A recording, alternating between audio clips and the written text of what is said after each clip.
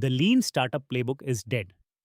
That verdict comes from Patrick Collison, CEO of Stripe, the company that processes $1.9 trillion a year and sees every new startup on earth the moment it takes its first dollar.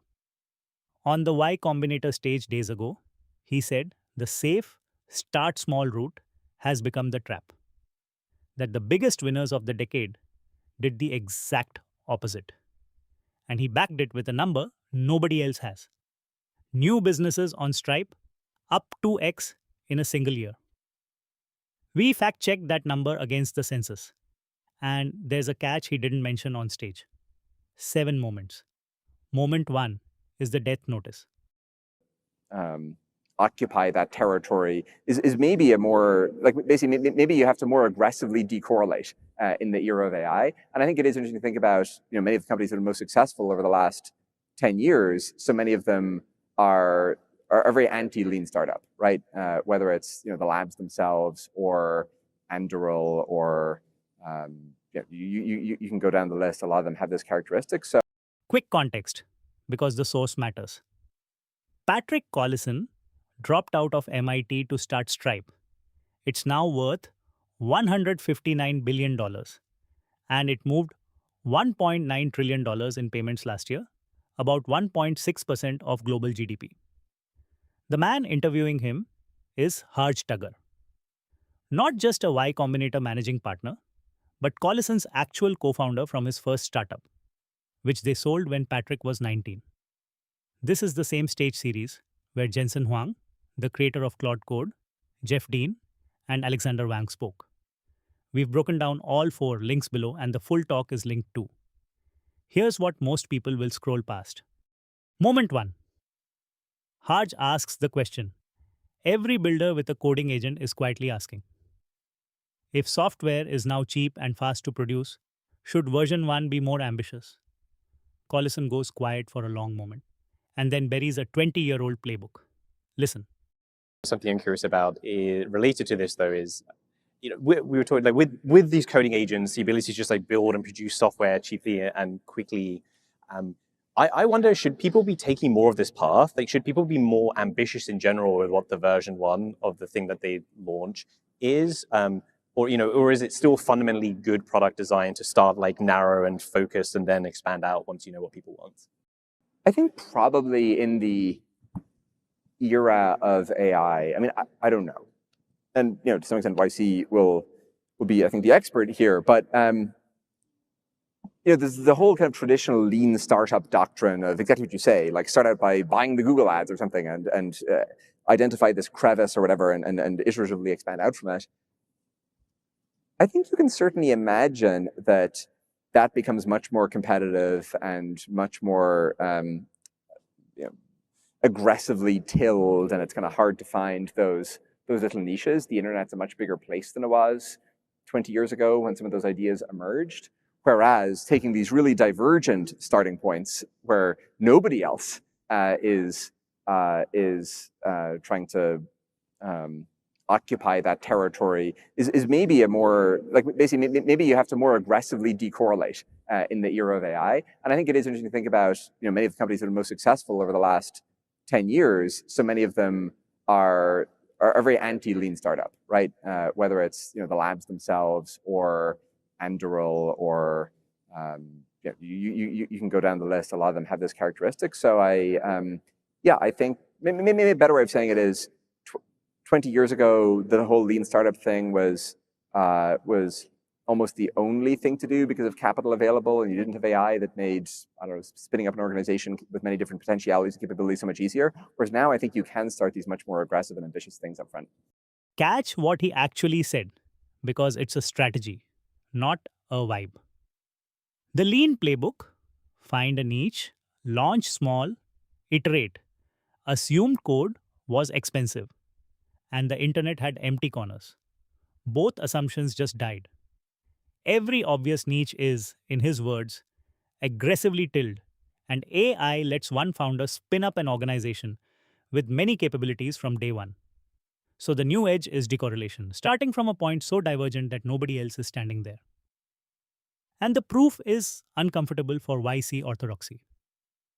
The biggest wins of the decade, the Frontier Labs, Anduril at 61 billion, and reportedly in talks near 100, skipped lean entirely.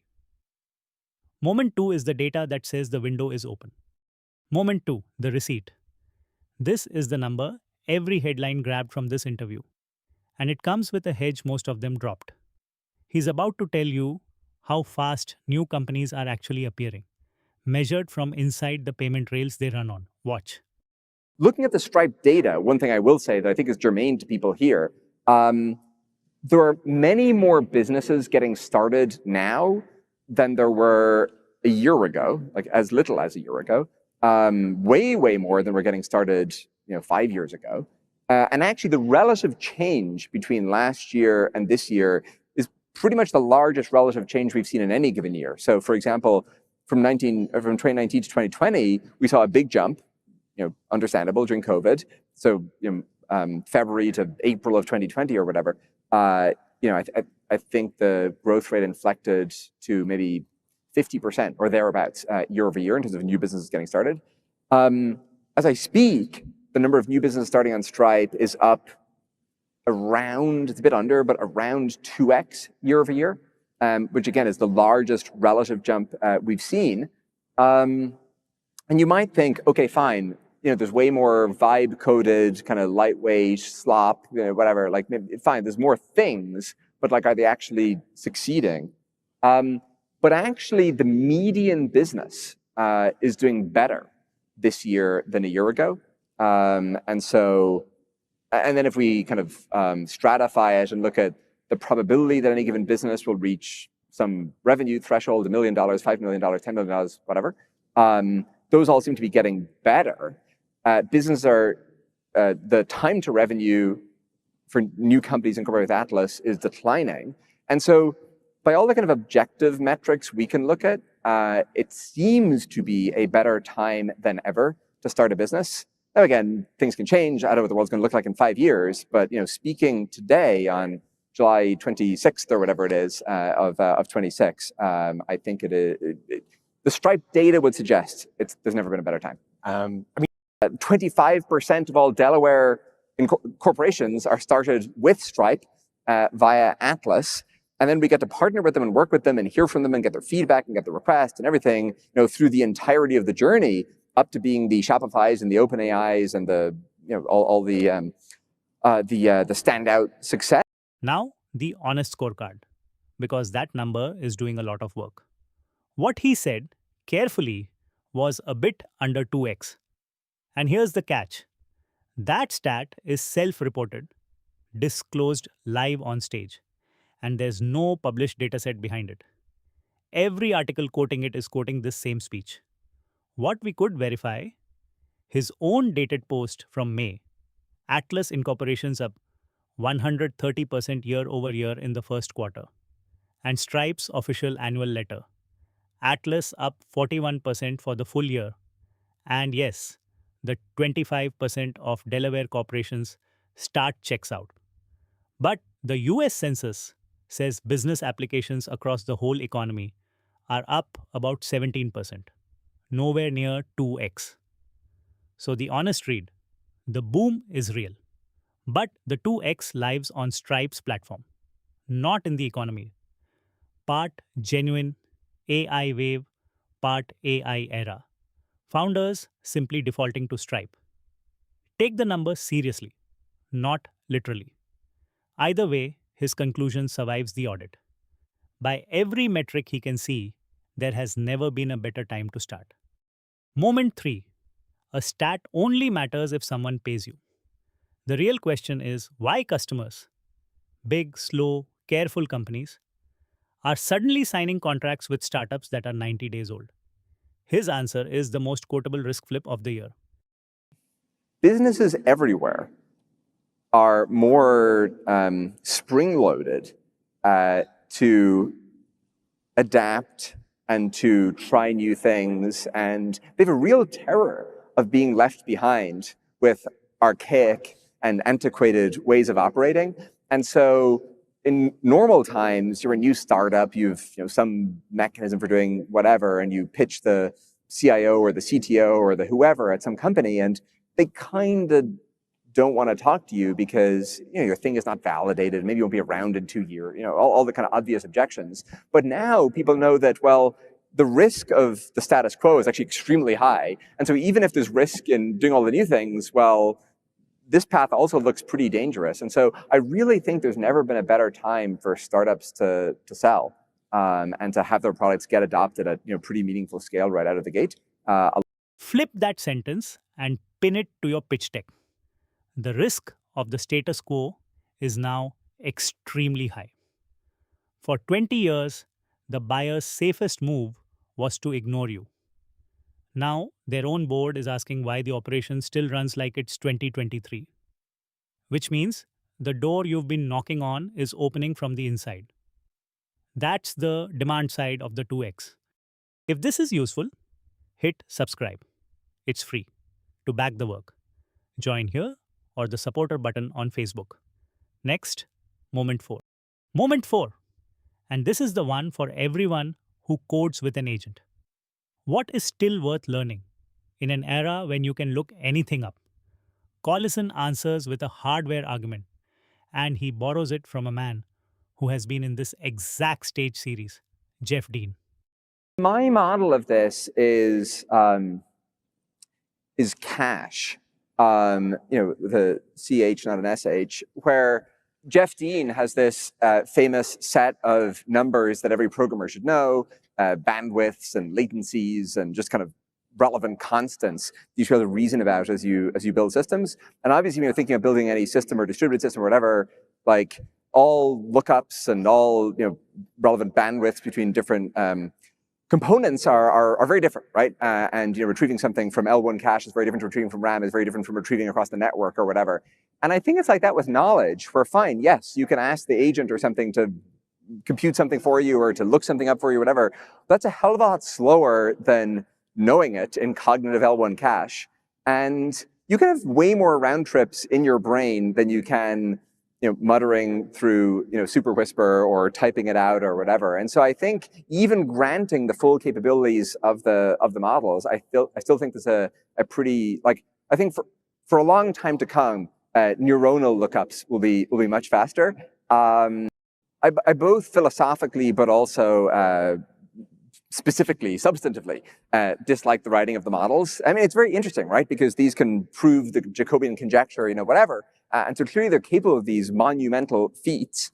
But somehow, I still haven't read the LLM essay that I found super compelling. Now, maybe it's just very hard to RL them in that domain because the utility function or something is kind of hard to define.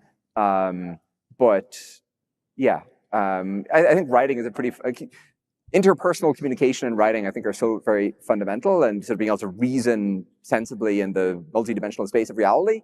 And in some kind of indescribable way, I feel like the model is still kind of deficient at that. And so I've yet to send, every tool is now trying to prompt me with, pre-written suggestions, whether it's, Gmail or apparently WhatsApp just rolled this out. And I think I've still sent 0 of those in my life. Cool. Here's the receipt chain. Jeff Dean published the latency numbers every programmer should know. We broke down his talk from this same series, link below. Collison's point, your brain is the L1 cache. Asking an agent is a network call. Fine for facts, fatal for iteration speed because thinking is round trips. And his revealed preference is brutal. A man whose company sells AI tooling has sent 0 AI drafted replies in his life, because writing is how you reason.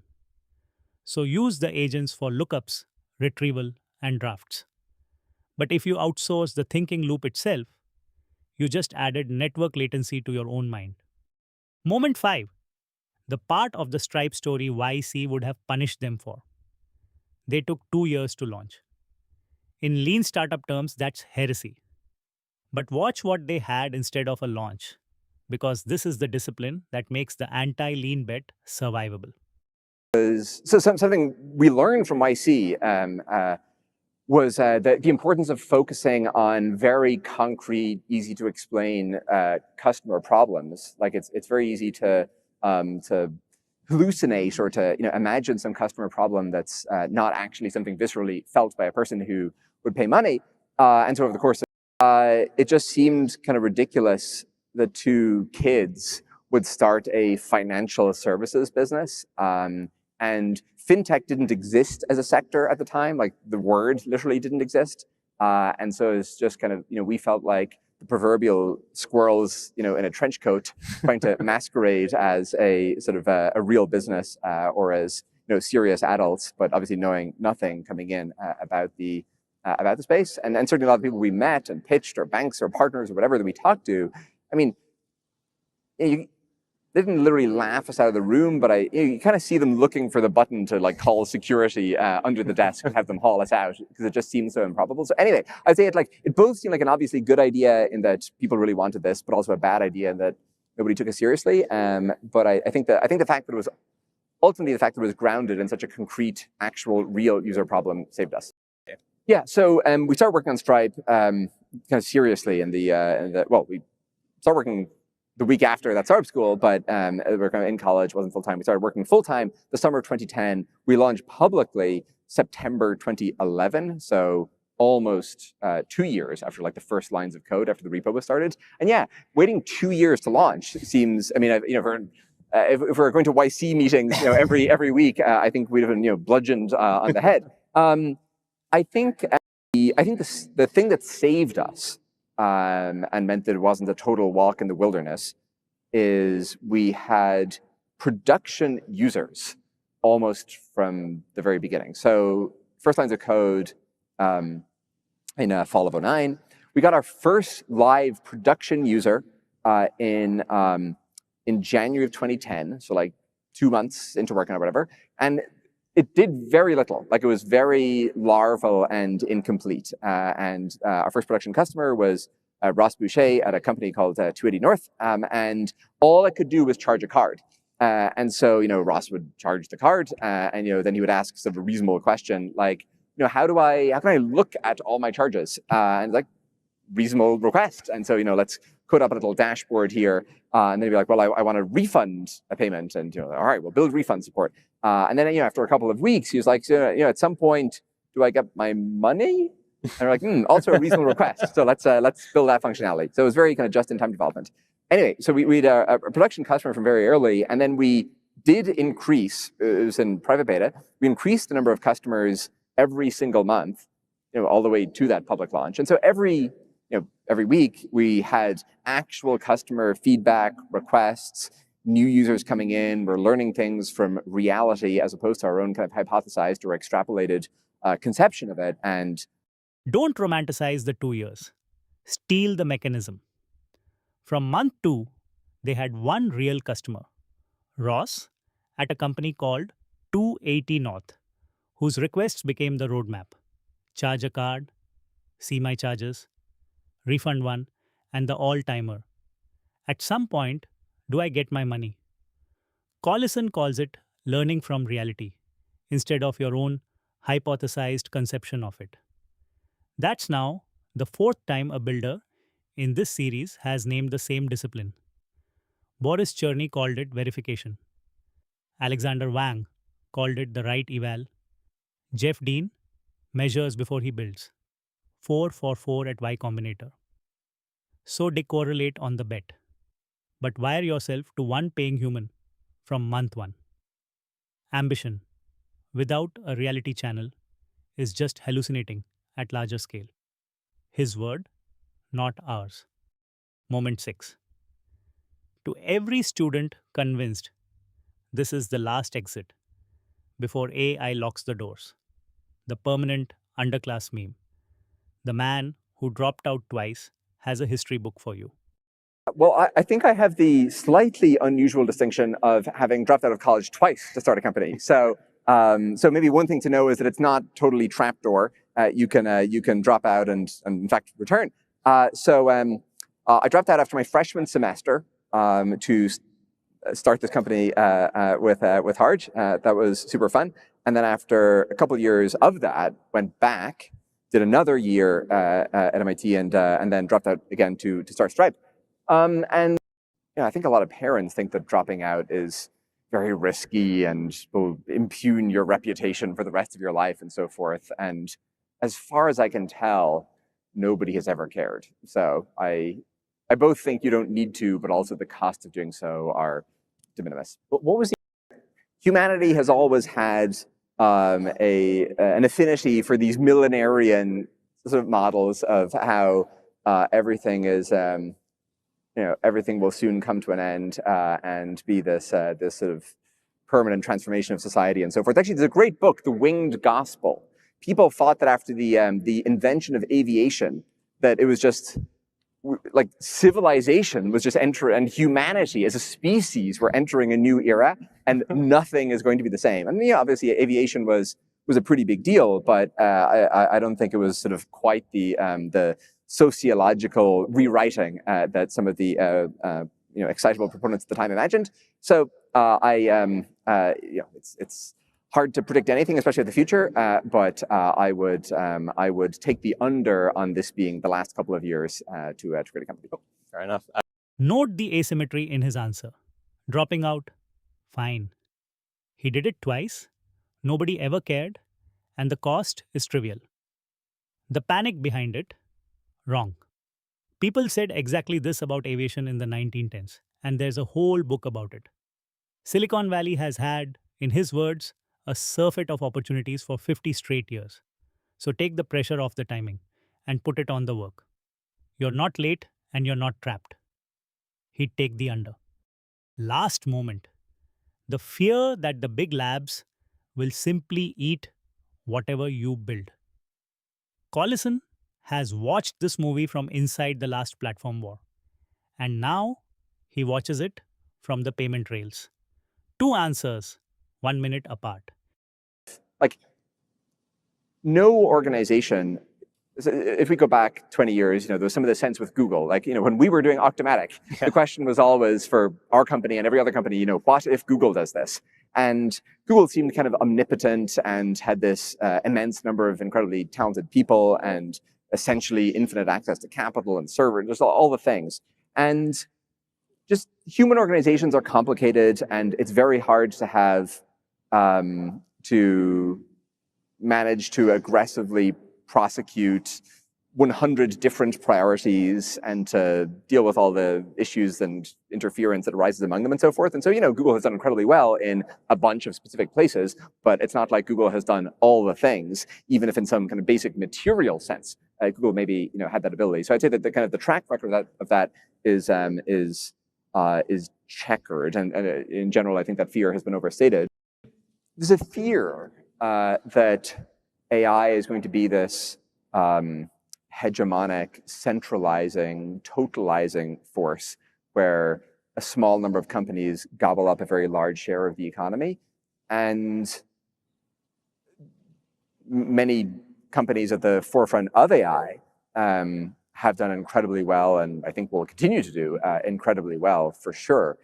But based on what we can see at Stripe, the hunger and the intensity with which other companies are either getting started, taking advantage of these new capabilities, or existing companies are retooling, I don't worry about the centralization in the same way. I think there are going to be many thousands of winners. And again, we try not to offer any definitive prognostications because the future is not predetermined.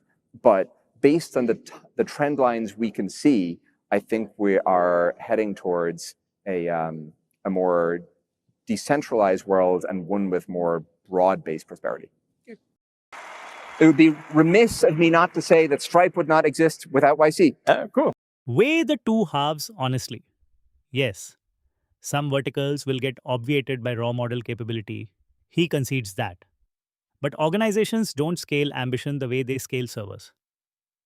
Google was omnipotent on paper for 20 years and still couldn't prosecute 100 priorities at once. And from the rails, the money is flowing toward many thousands of winners.